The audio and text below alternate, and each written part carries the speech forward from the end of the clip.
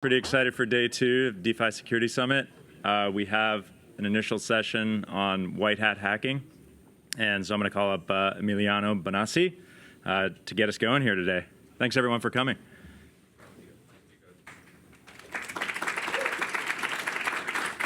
Thank you. Okay. Okay, cool. Today I would like to explain you how you can basically design your protocol in a way that during security events or security incidents, it's easier to manage the situation. So before starting, just give you some few bits about myself. I'm in this industry since a while, working for a mobile company, for a mobile wallet company, and then as a white hacker, helping protocols like Curve, Synthetix, and Yearn on excelling about their security. I was also a Yearn contributor with strategies with more than $250 million managing. And side to my security advisory and security activity, I also built a protocol for renting NFT currently. So I would like to give you a little bit of context. I had lessons on Friday to Stanford students about how you effectively manage security events, and then we will discuss about how you can effectively design protocols in that way. So the first part of the context is that security and in general automation in security is pretty important, and that's why you have a security flywheel that help you to grow safely your protocol. So security should be a pillar of your protocol and of your design, because only through security you can effectively safely grow your TVL. And here is a little diagram that maybe later I can dive deep. The other part is that you have to be prepared. So you have to plan ahead for bad things happening. So you have to understand how to recognize those kind of events and follow a playbook that you design before the incident happen. And we will see what you can do when an incident occurs. And before that, I would love to explain what's a big red button. So we have big red buttons everywhere, also here in this building. And a big red button basically is a device designed to, let's say, quickly activate any emergency measure for mitigate an emergency situation that can pose threat to persons or property or assets. And this is a general definition of a big red button. So what's a big red button in Web3? It's not just a technical thing, but it's a collection of mechanisms to safely and gracefully pose a protocol to protect users, in first instance, their assets, and the protocol itself. So I use collection of mechanisms because you have on-chain actions, as you may see here, an example for Aave v3, where you have a function that is able to pose a specific pool, but you have also off-chain actions that are part of that incident response plan of alerts and off-chain mechanisms that help you to gracefully pose a protocol. But you have also human processes, so war rooms, who you call, what they have to do, all the communication parts. So the big red button is a way to describe all those things that help you to safely manage security events. And sometimes it's not possible to have a big red button. You know that many protocols are immutable, many protocols are unposable, and in those cases, managing a security event, a security incident, could be difficult. I wanted to share here an example I managed together with Immunify and Data Hub that originally discovered the bug. Well, basically, primitive finance has a bug that enables an attacker to drain all the user funds of any users that interacted with the protocol. So in that case, we don't have any sort of big red button to press and, protect the users, but instead we had to basically guide the team of primitive finance to white hack the protocol. So I wanted to share this because having a big red button is a choice of the development team. So the amount of degree of control that obviously exposed you to other risk is part of your decisions. So how the best design for failures, how the best implement the big red button? I wanted to share here some of the leading protocols like Aave, Compound, and Yearn, on how they, have states in their protocol to pause and to safely put in standby the protocol. So Aave, for instance, had the architectural decision of isolate liquidity in the pools. And that's pretty useful because if you have to block something, you can selectively block the specific asset, the specific lending pool, instead of blocking all the whole protocol. Despite you have maybe switches that help you to block all the protocol. And you have also roles inside the protocol. So not everyone is able to press the big red button, but you have people like the emergency admin that can shut down or can pause the protocol. In Compound, for instance, another interesting thing is that you can pause the protocol, but users are always able to interact in the way of withdrawing assets. So basically, pausing the protocol means any further deposit is not anymore possible. So basically, you cap the maximum losses that the protocol could have, but the users can basically withdraw autonomously from the protocol. So the protocol still works. And you have also here some role like the pause guardian that can basically pause those operations. In Yearn, I think that is the most complete in this sense because you have different roles. And you have, for instance, the guardian that can trigger an emergency shutdown for the various vaults and can be a single EOA, so a single wallet, but could be, for some specific pools, there are multi-sig, so you need at least 2 people that have to authorize this big red button.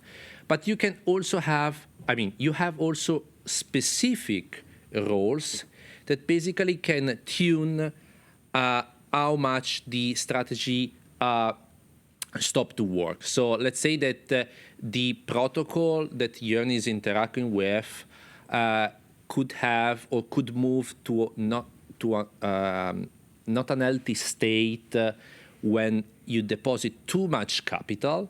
There are roles that can limit the amount of capital. So there is a gray line between roles that can manage and can pose a protocol and the risk management that you may have in the protocol. Anyway, the message here is that you have to design your protocol to achieve your business goal, but at the same time, you have to design the architecture in a way that you embed the eventual security operations or processes that you want to have when those events happens. Here, I share a repository where for educational purposes, you have experiments on how you implement roles and how you can decorate your protocol in a way that have those pause functions. And in this repo, you have 3 levels of security. So the first level of security that you can implement is that you have 2 roles, the operator and the governance. The operator is the one that is able to press the big red button together with the governance, But the operator can pause, but only the governance can unpause. So the idea here is that there is a specific group of people that is able to recognize an emergency situation and can immediately block. But then for restoring the normal operation for the protocol, you want to have a larger audience that understand okay, let's put on the normal state the protocol. The security level 2 is a collection of contracts that enable your protocol when it's paused to the governance to execute specific operations. I mean that when the protocol is paused, maybe you want that the governance withdraw all the assets or maybe execute specific operation on behalf of your protocol. So if you implement the security level 2, you have this feature only and only if the protocol is paused. Otherwise, obviously, governance can have access to the user funds normally. And the security level 3 instead is the most, let's say, complete security level and is where you already imagine that there is a security event and you prepared a specific implementation of your protocol. So let's say that in a normal state, your protocol realizes specific business functions, and you know that when there is an emergency, you switch the protocol to operate in a different way, just enabling, let's say, withdrawals or maybe moving automatically the funds to a specific wallet controlled by the token holders. So the idea here is that as soon as you press the big red button, the protocol works in a complete another way that you design in advance. But again, here is not, let's say, nothing production ready, but is something that should be used as inspiration for, okay, I should have roles, I should have protocol with states from normal to emergency to various degrees, and to basically inspire you on how I can improve the security of my protocol. So the takeaways for this short presentation is, for me, that I want you to bring at home are, you have to embed security as a design principle. So you have to start today, not tomorrow. Many protocols, many teams think about security after. We have to think first how to design for the business goals. Yes, it's true, because otherwise you wouldn't have your protocol. But when you do that, immediately, not after, you have to embed those principles. The second is that you have to think that your protocol must not operate only in the normal state, but should have some sort of emergency state, or let's say a limited operating function, just to, let's say, drive the protocol to a safe dock in case of emergency. So you have to design what is allowed and what's not when the protocol is in this state. The third thing is that you have to design the operations. So which are the roles, which are the parties that can make the protocol transition from one state to the other one. We saw the guardians, we saw the operators, we saw the governance. So you should design your protocol to have people, if you want, obviously, that manage somehow your protocol. And the third, I think that is the most important, don't reinvent the wheel. Just copy what the others are doing, what's the best are doing, and test. Test, and simulate. If you just design and you don't simulate your protocol from moving from the normal to the emergency, you will never understand if what you design is effectively working. I've seen in my experience many that maybe design the incident response plan or maybe some safeguard roles in the protocol, and then when they trigger the emergency, it wasn't working as expected. So you have always to simulate also these, let's say, states that occurs in not so funny, let's say, situation. And that's all. So thank you for listening. And if you have any question, willing to answer.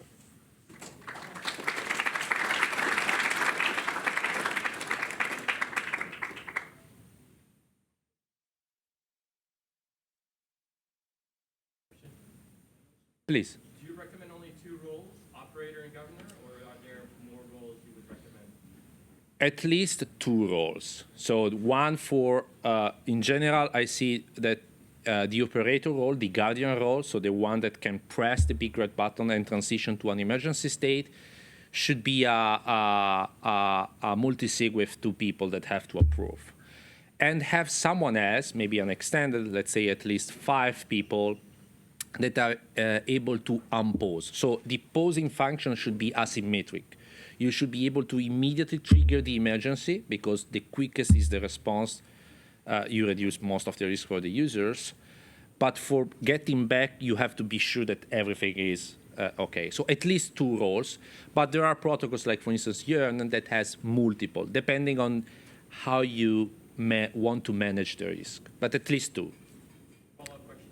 Please. Is it okay if the operator role is not a multi-sig? In that case, because you need to be able to react fast? Yeah, I think that you have to, let's say, I prefer that is at least 2 people, just because you want to avoid the false positives. And on the other side, I think that you you have to achieve the quickest response, not because it's just an EOA, just an account, but because you train people to react fastly. That's the idea. Please? So, I guess when you say fast, react fast, how fast are you talking about? 5 seconds, 10 seconds, 20 seconds? That's a good question. You know, because if you stop a transaction on the blockchain, you're going to have to, I guess, in the TCP world, right, to retransmit, you have to retransmit that session. But in this particular case, if you're posting it, you store the packets inside the information in order to resend the transaction again if it's valid, or you kill it all together? Yeah, that's a good question. I mean, in Web3 is very hard to react promptly. I mean that if a bad transaction is already in the mempool, you have to front run them, you have to detect them, and most of the time it's very hard. So in general, react fast for me is that you have to have in a war room immediately the team to understand what's going on, and then effectively the action that could be press the big red button, whatever, should occur, let's say, in less than an hour, let's say. But fast for me is you have to reduce and time box all the decision that you may have. In the lessons on Friday, we discussed about that, and basically the triage part should occur in no more than 15 minutes, so you have to understand what's going on. At least you page your security auditors or whatever that can help you to understand, and immediately, understand if you have to take an offensive or a defensive action. 50 minutes is a long time, I agree. It's plenty of time. Yeah, we can follow up maybe. Yeah, we for any other question, please reach me in the owner so we can go ahead with the other, all right?